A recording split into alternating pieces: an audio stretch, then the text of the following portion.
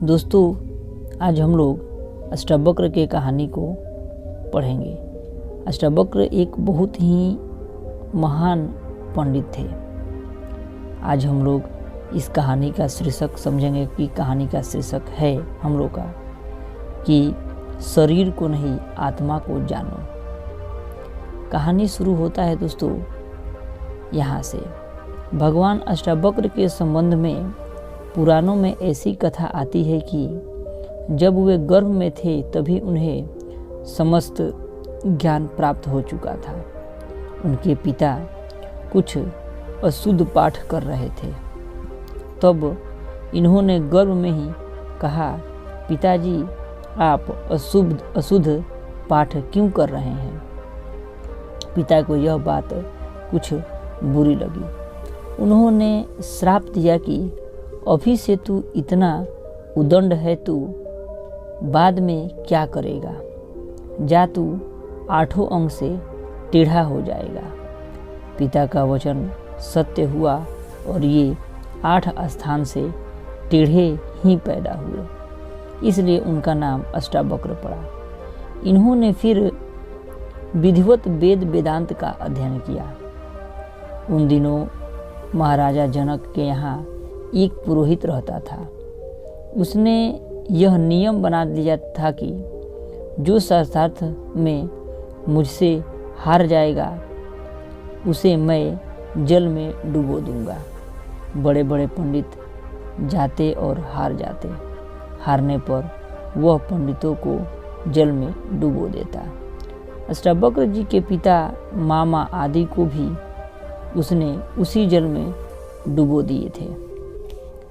जब ये कुछ सयाने हुए तो इन्होंने इच्छा प्रकट की कि मैं भी उस पंडित से शास्त्रार्थ करने जाऊंगा। उनकी बात सुनकर उनकी माता ने बहुत मना किया, किंतु वे माने नहीं। सीधे महाराज जनक के राजसभा में पहुंचे।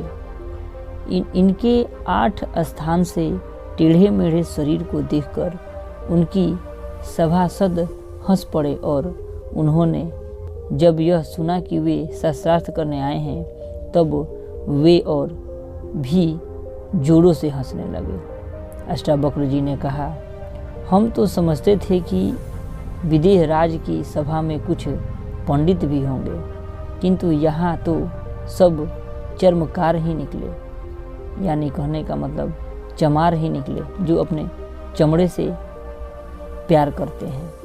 यह सुनकर सभी उनके मुंह की ओर देखने लगे। राजा ने पूछा, ब्राह्मण आपने सभी को चमार कैसे बताया?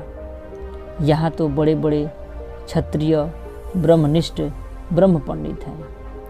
आप चर्मकार कहने का अभिप्राय बताइए। अष्टवक्र जी ने कहा, देखो आत्मा नित्य है, शुद्ध है, निर्लेप और निर्विकार है। उसमें कोई विकार नहीं, दोष नहीं। वह मुझ में भी है। जिसे यह आत्मा का ज्ञान हो गया वही ब्रह्मज्ञानी है, पंडित है। उसे ना पहचान कर जो चर्म से ढके हुए इस अस्थि मांस के शरीर को ही देखकर प्रसन्न होता है, उसे उस आत्मा का तो बोध है ही नहीं, चर्म का बोध है। जिसे चर्म का बोध है वही चर्मकार है। उनकी ऐसी युक्ति युक्त बातें सुनकर महाराजा तथा समस्त सभासदों को बड़ा आश्चर्य हुआ। उन्होंने उनका अभिवादन किया, पूजा की और आने का कारण पूछा। उन्होंने कहा, मैं आपके उस पंडित से शास्त्रार्थ करूंगा जो शास्त्रार्थ में हारे हुए व्यक्तियों को जल में डुबो देता है। महाराजा ने उन्हें बहुत मना किया, किंतु वे माने ही नहीं। विवश होकर महाराजा ने उस पंडित को बुलाया। उन्होंने उनसे शास्त्रार्थ किया और शास्त्रार्थ में उन्हें परास्त कर दिया। तब तो वह घबराए। उन्होंने उनसे कहा, जैसे तुमने सबको जल में डुबोया है उसी प्रकार मैं तुम्हें जल में डुबोऊंगा।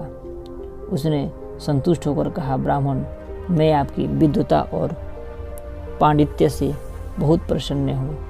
रह गई मुझे डुबाने की बात, सो मैं जल में डूब ही नहीं सकता। मैं वरुण का दूत हूँ। महाराज वरुण एक यज्ञ कर रहे हैं। उन्हें वहाँ पंडितों की आवश्यकता थी, इसलिए मैंने यहाँ से सब पंडितों को भेजा है। जिन्हें मैंने जल में डुबोया है वे सब के सब जीवित हैं और वरुण जी के यज्ञ को संपन्न करा रहे हैं। अब यज्ञ समाप्त हो गया है। मैं उन सबों को आपके सामने यहाँ लाता हूँ। यह कहकर वह वरुण लोक में चला गया और समस्त पंडितों को दक्षिणा सहित ले आया।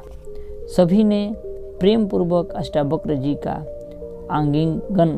आलिंगन किया और कहा, इसलिए तो ऋषियों ने सतपुत्र की प्रशंसा की। यदि समस्त कुल में एक भी धर्मात्मा सतपुत्र पैदा हो जाता है तो वह समस्त कुल का उद्धार कर सकता है। महामुनि अष्टावक्र जी महाराज विदेह द्वारा सत्कृत और पूजित होकर समस्त विद्वान मंडली के सहित अपने आश्रम को चले गए।